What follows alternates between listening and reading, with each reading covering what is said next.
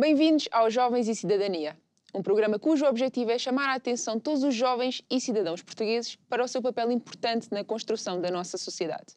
Mas para hoje comentarmos o tema relacionado com a democracia, eu conto com a ajuda de dois comentadores. Eles que são Elson Ventura, estudante na área de Direito. Olá, Elson. Boa noite. E também Tomás de Vilhena, licenciado em Filosofia e estudante em Gestão Desportiva. Boa tarde, boa noite. Muito bem. Então, antes de avançarmos concretamente para a temática do dia de hoje, eu vou pedir ao Elson que leia um dos princípios fundamentais que constam na nossa Constituição da República Portuguesa. Então, vou passar a ler o artigo 3º da Constituição da República Portuguesa, referente à soberania e legalidade. Vou ler o primeiro número. A soberania una e indivisível reside no povo que a exerce segundo as formas previstas na Constituição. Obrigado, Elson. Então, antes de nós desenvolvermos mais esta temática, faz todo o sentido, Tomás, explicar um pouco o que é a democracia, porque fica um bocadinho o conceito no ar, a democracia cada um pode fazer o que quer e talvez não é tanto por aí que é a definição.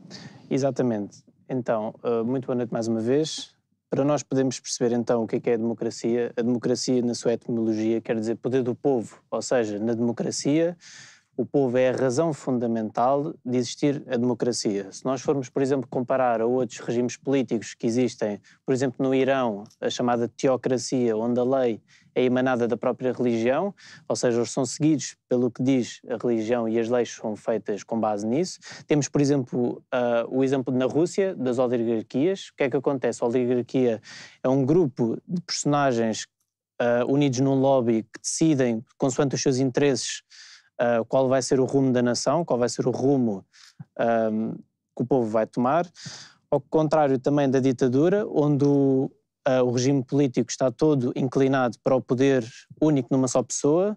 Uma só pessoa tem o poder todo para regir conforme o seu interesse todo o povo, mas na democracia nós podemos ver algo extremamente extraordinário. Nós podemos ver que o povo todo, na sua totalidade, consegue exercer o seu direito não só de voto, o seu direito de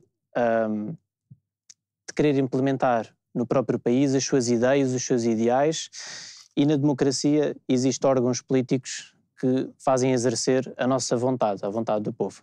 Obrigado, Tomás. E Elson, neste sentido, quando falamos em democracia, faz sentido abordar a temática da ditadura para ver qual é o principal contraste entre as duas? Faz sentido. Porquê? Porque nós sabemos o que é uma democracia sabendo o que é uma ditadura. Porque o que é uma ditadura, obviamente, já não é uma democracia. Em uma ditadura, nós não encontramos aquilo que nós chamamos de liberdade de expressão, liberdade de opiniões, liberdade de podermos exercer a nossa opinião, de podermos praticar o voto, que também é um instrumento fundamental da democracia. Mas na ditadura encontramos o que já foi referido e muito bem, a concentração de poderes. E também que provavelmente vai ser referido mais tarde, que é a questão da manipulação das massas através dos mídias e das informações, das fake news, como é o termo muito utilizado no dia-a-dia. Certíssimo. Então agora que já fizemos aqui um bocadinho a diferença entre democracia e ditadura, eu queria perguntar, Tomás, o que é que tu achas que nós observamos hoje em Portugal? Uma verdadeira democracia ou uma espécie de democracia? Em Portugal eu diria que nós vivemos uma espécie de oligarquia disfarçada, ou seja, nós temos um corpo político, nomeadamente o sistema partidário, nós temos vários partidos políticos, nós temos o Presidente da República, mas nós também temos outros órgãos que hoje em dia, e não só em Portugal, mas globalmente, acabam por controlar os próprios países, os grupos financeiros, os grupos com mais poder acabam por decidir qual é o rumo do país. E nós hoje em dia vemos Portugal, nomeadamente ao nível da habitação, ao nível da saúde, ao nível da educação, nós vemos que o próprio Estado primeiro é inconstitucional, não cumpre a própria Constituição. Segundo, nós vemos que o próprio Estado, os próprios partidos políticos, que é para isso que existem as eleições e os programas eleitorais feitos pelos próprios partidos para o povo votar a sua vontade, eles próprios não cumprem, ou seja, a vontade do povo, a voz do povo não está a ser ouvida e os partidos políticos, os que estão no poder, fazem aquilo que bem entendem. Portanto, eu sugiro que Portugal esteja a viver uma oligarquia disfarçada, onde vários personagens, vários grupos de poder, decidem conforme os seus interesses o rumo da nação e o rumo do povo. Certo. Então, Elson, perante este cenário que o Tomás referiu, o que é necessário nós passarmos a viver para podermos usufruir de uma democracia mais plena? Para usufruirmos exatamente de uma democracia mais plena, é necessário que se verifique aquilo que nós chamamos os instrumentos da democracia. Ou seja, nós aprendemos sobre o direito do sufrágio no artigo 49 da Constituição, mas também algo que eu gostaria de referir no artigo 9º da Constituição, referente às tarefas fundamentais do Estado. Ou seja, numa das alíneas refere que o Estado deve garantir os direitos e liberdades fundamentais e o respeito pelos princípios do Estado de Direito Democrático. Ou seja, o Estado deve incentivar, deve dar a conhecer ao seu povo, deve ser um Estado o que é transparente, porque isso tudo faz parte da democracia. Claro que verifica-se a separação de poderes, mas não é só isso que constitui uma democracia. Uma democracia também é a liberdade de expressão e aquilo que nós chamamos que é realmente a base da democracia, que vem mesmo escrito no novo, o poder popular. Porque estamos num país de democracia representativa, onde, através do voto, o povo, as massas elegem os seus representantes, e esses representantes têm como dever obedecer ou seguir a visão que o povo tem para um país melhor. Então é isso que nós verificamos como democracia plena. Quando realmente aqueles que nós elegemos, aqueles que nós colocamos no poder, que damos as ferramentas e funções para avançarem o país, estão a exercer aquela visão que eles nos passaram, que nos planos de voto e tudo mais, que eles apresentaram, as propostas e tudo mais, estão a exercer aquilo que eles prometeram que iriam exercer caso subissem ao poder. Isso é uma aplicação da democracia plena. Certíssimo. E o que nós também muitas vezes vemos a ser abordado, e quer seja na altura das eleições, quer seja mesmo durante os outros períodos, é a maneira como nós abordamos o tema da democracia. E passa muitas das vezes este conceito de, na democracia, cada um faz o que quer. E não é isso necessariamente. Então, será que nós podemos viver em democracia e também com regras que trabalham em prol de um bom funcionamento da nossa sociedade? Eu acredito que sim, mas acredito que é uma tarefa complexa e que exige muito esforço, nomeadamente não só a nível dos nossos representantes, do nosso corpo político, mas também esforço do povo, porque, como muito bem aí disseste, há liberdade de expressão, há liberdade, nós podemos exercer a nossa vontade, mas o povo tem de fazer isso com modos, tem de fazer conforme as regras e as normas que estão estabelecidas. Nós podemos fazer sim manifestações, nós podemos sim exercer a nossa força sobre o governo, mas também temos de fazer isso de uma forma controlada e também temos de seguir as regras que estão estabelecidas na nossa legislação. Todavia, o nosso corpo político, para nós vivemos de uma democracia plena e com regras, também tem de ser transparente e também tem de ser competente. Tem de ser transparente nas suas políticas e tem de ser competente ao nível de poder implementar essas políticas da forma mais clara e mais justa possível, para que o povo consiga ver realmente realizada a sua vontade no próprio país. Certíssimo. Então, antes de nós continuarmos com o desenvolvimento desta temática, eu quero convidar a doutora Luísa a abordar, à luz da nossa Constituição da República Portuguesa, os aspectos relacionados com a democracia.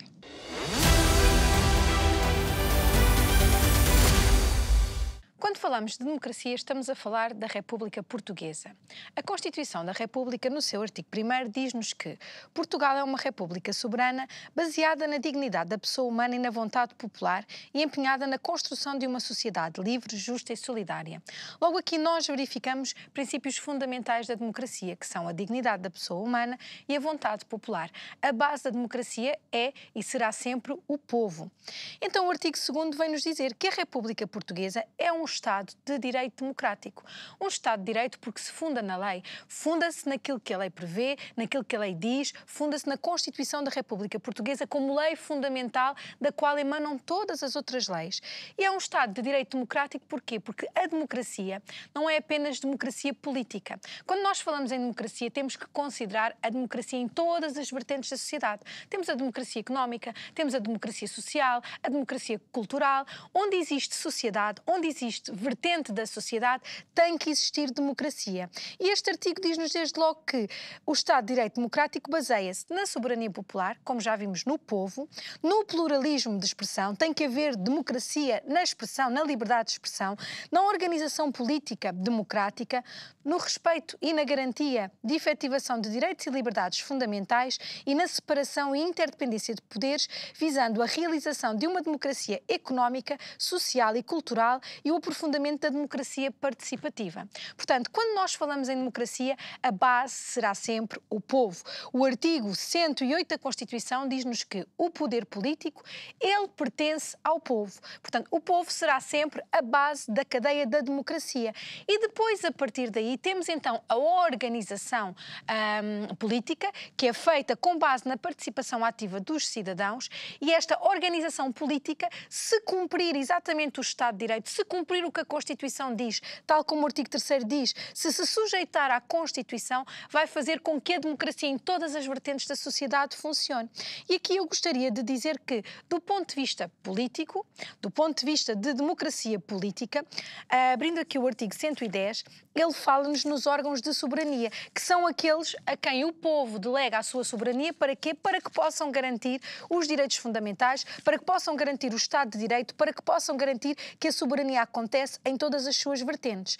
Então, o artigo 110 diz-nos que são órgãos de soberania o Presidente da República, a Assembleia da República, o Governo e os tribunais. São estes órgãos que têm que funcionar para quê? Para que a vontade do povo seja manifesta e para que a democracia funcione em todas as vertentes da sociedade. Sendo que o artigo 111 diz-nos que órgãos de soberania devem observar a separação e a interdependência estabelecidas na Constituição. E aqui eu gostaria de dizer que todos estes órgãos juram fazer conforme a Constituição, fazer conforme a lei, cumprir o que é um Estado de Direito, cumprir o que é uma democracia. Nós podemos ver as funções do Presidente da República no artigo 120, que diz que o Presidente da República representa a República Portuguesa, garante a independência nacional, a unidade do Estado e o regular funcionamento das instituições democráticas. A Assembleia da República, que está no artigo 147 e que é a Assembleia representativa de todos os cidadãos portugueses. O Governo, que está no artigo 182 e seguintes.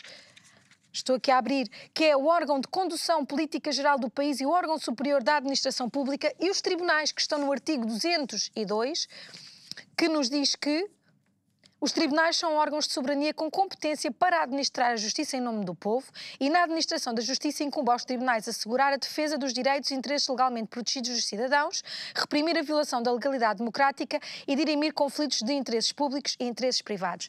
Estes são os órgãos que, utilizando a soberania do povo, têm que fazer a democracia funcionar, têm que fazer as coisas acontecer. Têm cargos, têm funções, de acordo com aquilo que a Constituição diz. Quando estes cargos e estas funções são cumpridos, a democracia vai funcionar em todas as áreas. Porquê? Porque vão estar a ser cumpridas as suas tarefas fundamentais, que no artigo 8º diz, no artigo 9º diz que uma delas, na linha B, é garantir os direitos e as liberdades fundamentais e o respeito pelos princípios do Estado de Direito Democrático. Portanto, democracia é, em primeiro lugar, o povo, a vontade do povo. Depois, democracia é esta organização política com estes órgãos que vão fazer com que a democracia funcione em todas as vertentes da sociedade. Democracia implica participação ativa de todos os cidadãos em todas as decisões, em tudo aquilo que acontece no país. Democracia não começa só no dia em que se vota. Democracia começa no dia em que se vota e continua todos os dias, porque há muitas maneiras que a Constituição prevê, e nós já falámos de algumas delas, do povo participar, de os cidadãos participarem. Democracia implica igualdade. O povo tem igualdade entre si e todos devem exercer a sua porção de democracia respeitando os direitos e as liberdades uns dos outros. Democracia implica salvaguarda de direitos fundamentais, implica Estado de Direito e implica responsabilização. Os portugueses têm que saber o que é democracia, têm que saber quem é que tem que fazer a democracia funcionar, exercer os seus direitos, fazer com que os órgãos de soberania cumpram os seus cargos e as suas funções, e assim todo o país vai funcionar.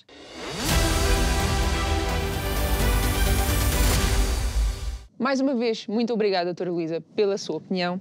E nós agora, eu queria referir uma das notícias relacionadas com a democracia, que diz mesmo que os portugueses estão insatisfeitos com a democracia e ainda mais com os políticos.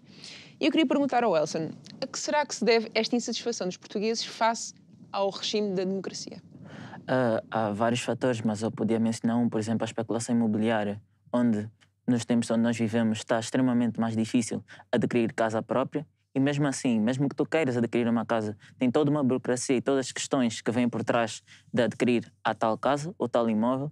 E, por exemplo, uma notícia bastante interessante que recentemente eu li, que no último quadrante, em 1 metro quadrado equivalia a 16 euros. Ou seja, estamos a dizer que 30 metros quadrados, que não é um espaço assim tão grande, custaria 480 euros, sendo que temos 20% da população a receber o salário mínimo, que já não é suficiente, que ronda aproximadamente os 500 e pouco, quase 600 euros, abreviando um pouco para cima.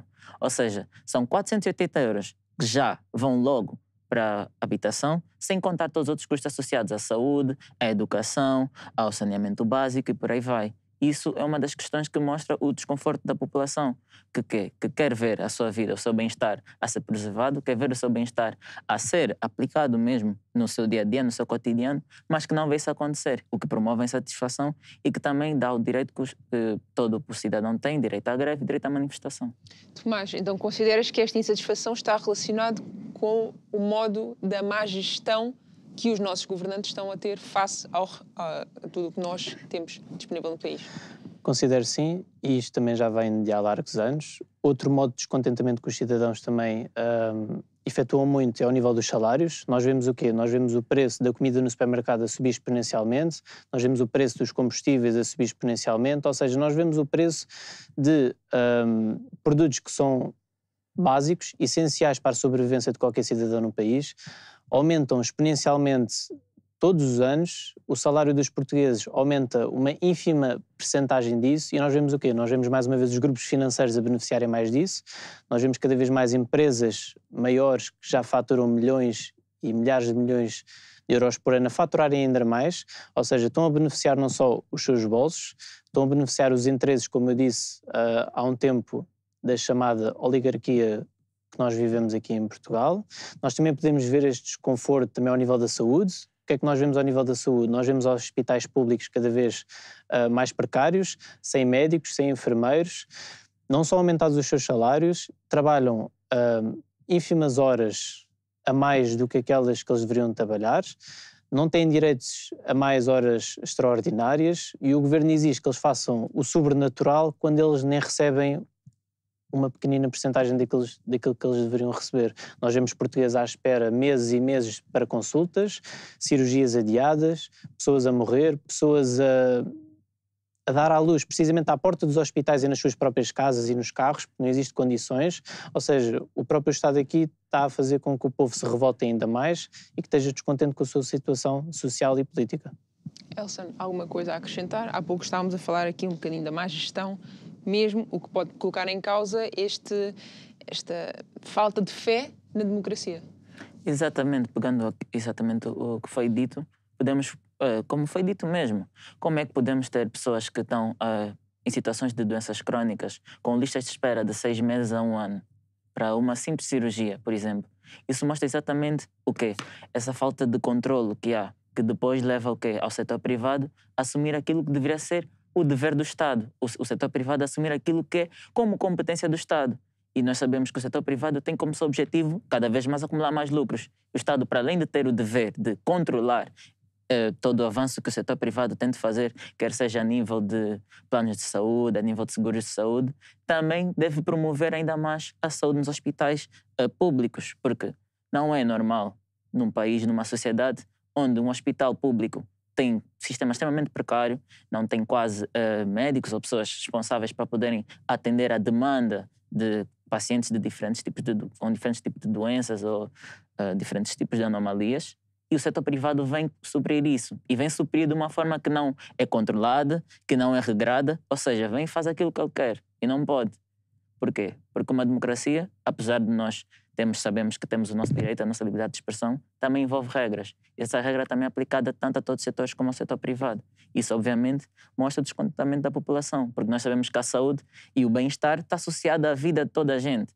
Uma sociedade não funciona sem um bem-estar, sem uma saúde estável. Uma sociedade não funciona sem, por exemplo, como tivemos a pandemia do Covid-19, onde aí mostrou-se realmente como é que funciona cada sistema hospitalar, cada sistema de saúde de diferentes países, onde países sofreram seções maiores do que outros, mas isso tudo fruto da gestão que eles exerceram sobre o seu próprio sistema de saúde e, nesse caso, focando nos hospitais públicos.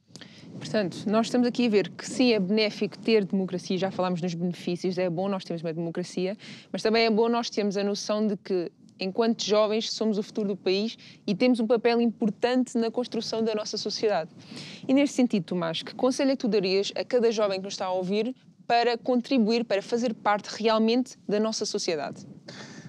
O conselho que eu daria a qualquer jovem deste país, e a qualquer, não só jovem, mas pessoa que quer ver os seus direitos exercidos, quer ver a sua vontade exercida no país, tal como foi dito já neste programa, a democracia que nasceu na Grécia Antiga, com os próprios cidadãos a discursar na praça pública, a discutir as ideias do que iria ser do país, eu também rogo aqui e digo a todo o cidadão que vá votar, que vai exercer o seu direito de voto, porque é através do nosso direito de voto que nós conseguimos exercer as nossas ideias, que nós conseguimos exercer as nossas vontades para o nosso próprio país.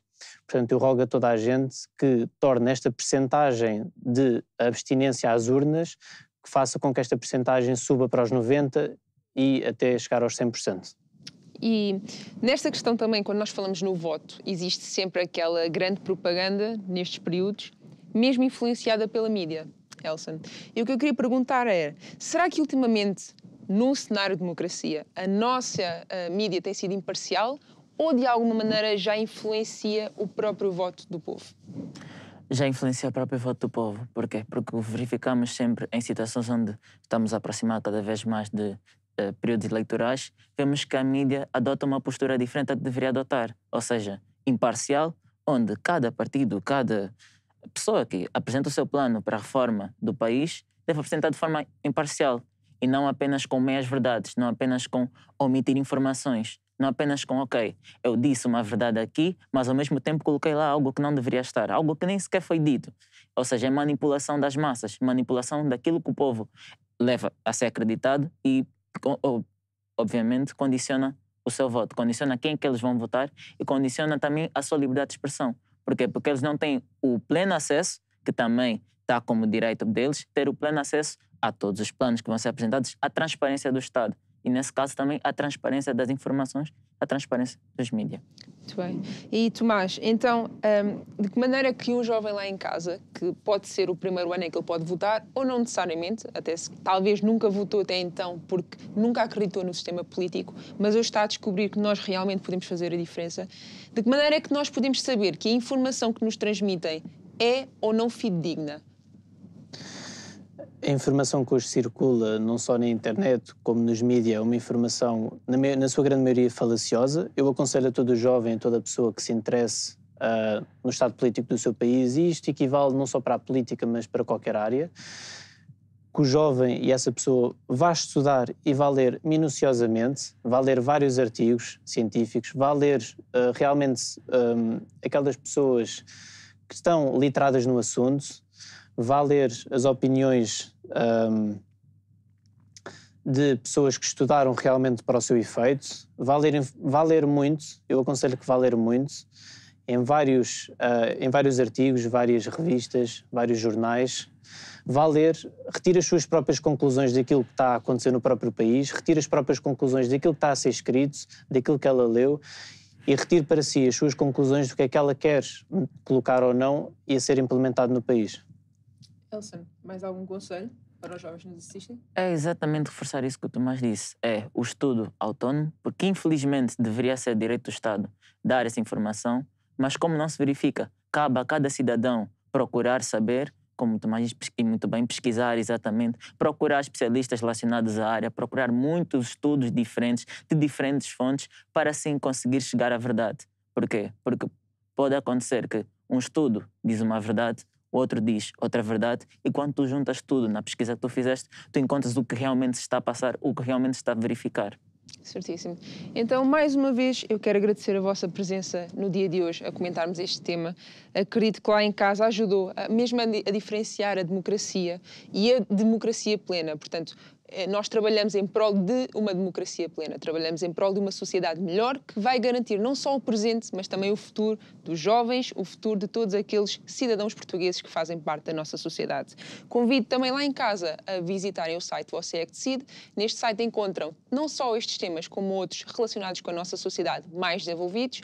Podem voltar a rever este programa no nosso canal do YouTube e acompanhar-nos no Instagram e no TikTok. Até à próxima!